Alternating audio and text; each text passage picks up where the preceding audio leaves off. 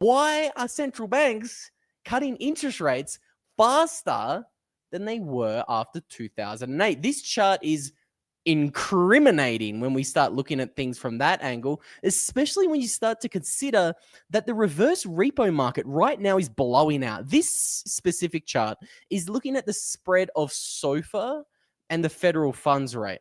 And we can see this gap has not been this large since March of 2020. And what happened in March of 2020? Anyone remember? Of course, the global excuse to turn the money printers on. But then I think what's more interesting is we have never seen a loosening cycle, an easing cycle begin with the markets looking the way they are. Because right now, it looks insane, and I think this could mean some pretty wild things for all markets, including Bitcoin. I got a lot to talk about today.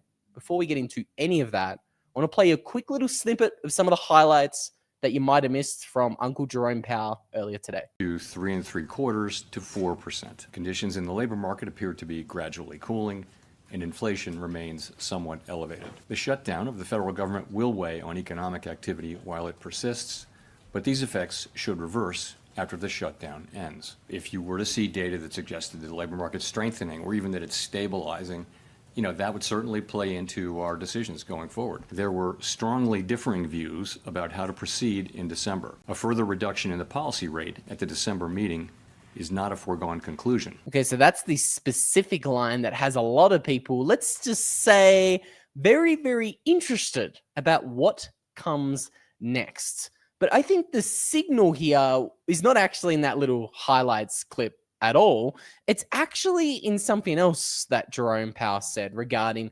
quantitative tightening, because I think this is really important to be aware of. Because again, we all know interest rate cuts, they've just started. Rate cuts are obviously very important to look at, but so is when the money printers start. I've got a few charts that show us just how important this is here in a moment, but let's quickly read this sentence here.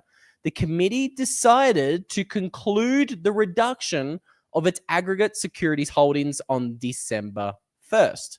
So we are moving from restrictive monetary policy to supportive monetary policy. And this is going to be incredibly bullish for any assets, in particular, our favorite little Bitcoin.